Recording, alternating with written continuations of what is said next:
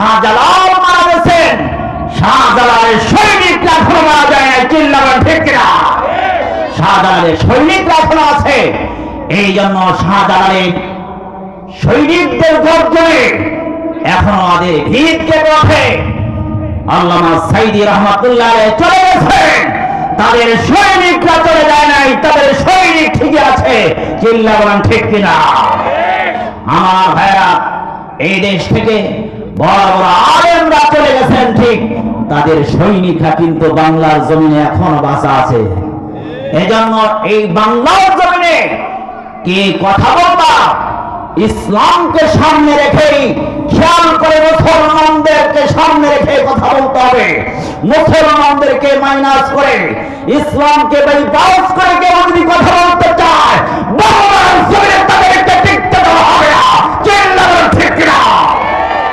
আমার ভাইরা, ইতিমধ্যে দেখেছেন নাস্তিকদের বছর বই মেলায় একজন মাদ্রাসার ছাত্রকে আঘাত করেছে, চোপেটাঘাত করেছে। আমরা স্পষ্ট জানিয়ে দিয়েছি, বাংলার জমিনে নাস্তিকবাদের ছায়ালাভ হতে দেওয়া যাবে না। বাংলার জমিন থেকে জালেম হাসিনা যেইভাবে পালিয়েছে, বাংলার জমিন থেকে মুসলিমদের দোষর যারা আছে, বাংলার জমিনকে বিদায় করে দেওয়া হবে, চিল্লাবেন ঠিক কিনা? সুতরাং এই দেশে মুসলমানদেরকে মৌলবাদী বলে, আলেমদেরকে মৌলবাদী বলে গালি যারা দাও, বাংলার জমিনে তাদের লাশ শুধু পাওয়া যাবে না, তাদেরকে বাংলার জমিনে থাকতে দেওয়া হবে না, বঙ্গোপসাগরে সাগরে বসে দেওয়া হবে। সামনে সময় আছে, বাংলাদেশে ইসলামী হুকুমত কায়েম করা হবে। কোন চাঁদা, কোন আমার ভাইরা, কোন ষড়যন্ত্র অস্ত্র বাংলার জমিনে হতে দেওয়া হবে। এই জন্য বাংলার জমিনে আবার শাহজালালের তলোয়ার গর্জে উঠুক আর একবার। কে কে চান দুই হাত তুলে আল্লাহ পাককে দেখে তাকবীর দেন, জোরে তাকবীর দেন। লিল্লাহে তাকবীর, আর লিল্লাহে তাকবীর। আল কোরআনের আলো, কোরআন শোনার আলো, সংসদে যাও, আল্লাহ পাক তৌফিক দান করেন। আমি যে আয়াত তেলাওয়াত করেছি, এই আয়াত হচ্ছে সূরাতুল আহজাবের 66 নম্বর আয়াত থেকে আপনাদের সামনে তেলাওয়াত করেছি। আসুন সেখান থেকে কিছু কথা বলি আমি। আউযু বিল্লাহি মিনাশ শাইতানির রাজীম। সবাই বলুন, বিসমিল্লাহির রাহমানির রাহিম।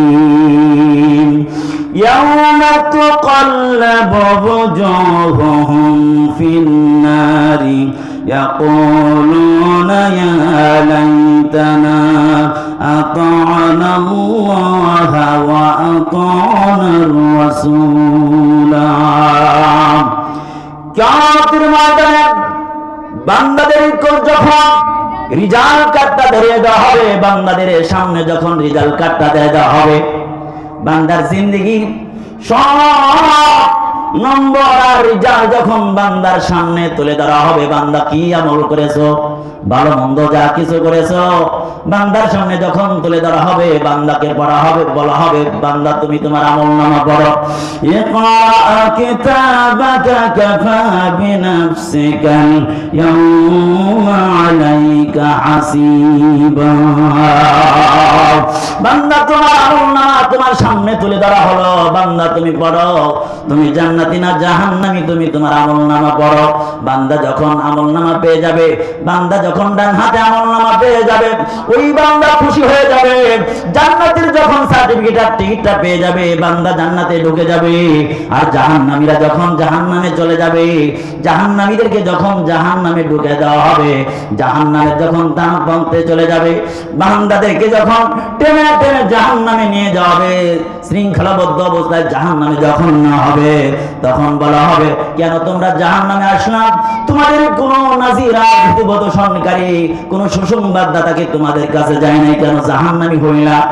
আজকে তোমরা জাহান্নামী কেন হলো?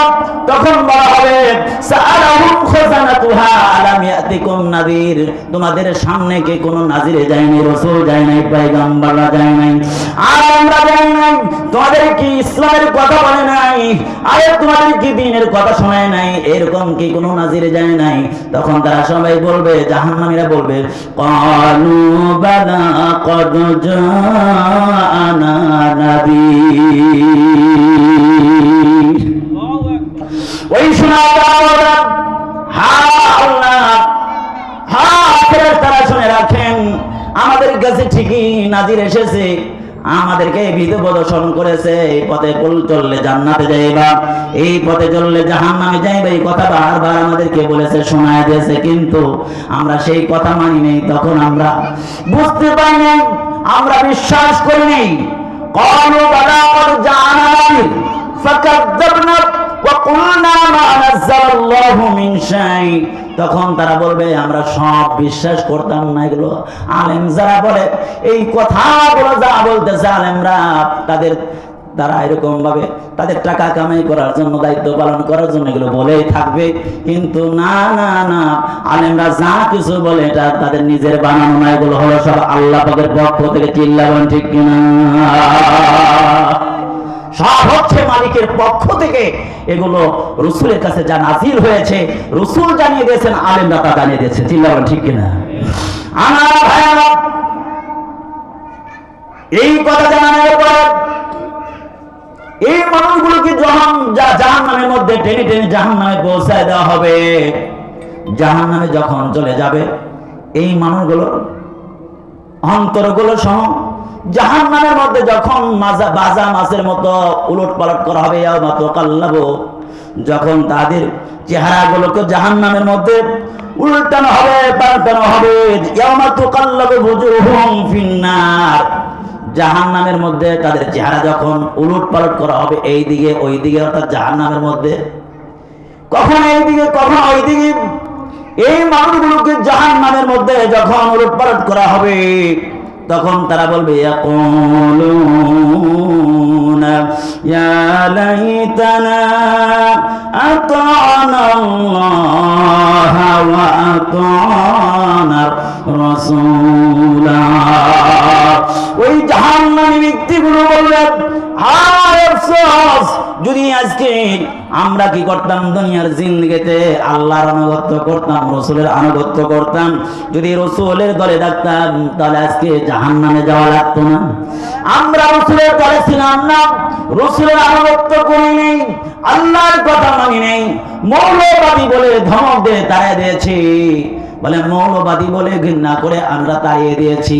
শুধু তাই নয়, মৌলবাদী বলে ধমক তাড়ানোর ক্ষমতা যদি না হয়তো, কিন্তু ঘৃণা করতাম, বলতাম এগুলো আসলে তাদের কল্প কাহিনী। আমার ভাইরা, তখন এই মানুষগুলো কিয়ামতের ময়দানে বলবে, আর আফসোস করবি, যদি আতানাল্লাহ ওয়া আতানার রাসূল, যদি আল্লাহর আনুগত্য করতাম, রাসূলের আনুগত্য করতাম, তাহলে খুব ভালো হইতো। তখন তারা এই কথাগুলো সামনে আবার কথাগুলো বলবে, ওয়াকালু রাব্বানা ইন্না আতানা সাদাতানা ওয়া কুবারানা ফাদাল্লুনা সাবিলা। এই জাহান্নামীগুলো তখন তারা বলবে, জাহান্নামীদের কথা বলা হইতেছে, জাহান্নামীরা বলবেন, হে আমাদের রব, আমরা ওদের বড় বড় নেতাদের অনুসরণ করতাম, আমাদের কুবারা আনাব, আমাদের যে সমস্ত বড় বড় নেতা ছিল তাদের অনুসরণ করতাম, অনুকরণ করতাম, তারা যা বলতো তা মানতাম, যার কারণে ফাদাল্লুনা সাবিলা, সত্য রাস্তা বিচ্যুত হয়েছি, কোনটা হক কোনটা বাতিল এটা আমি বুঝতে পারি নাই। বলে আমার নেতা যা বলেছে আমি তাই শুনেছি, নেতার কারণে আজকে পথভ্রষ্ট হয়ে গেছি। তাহলে বোঝা গেল অনেক মানুষ নেতার কারণে জাহান্নামে যাবে। কার কারণে? আরো জোরে বলে।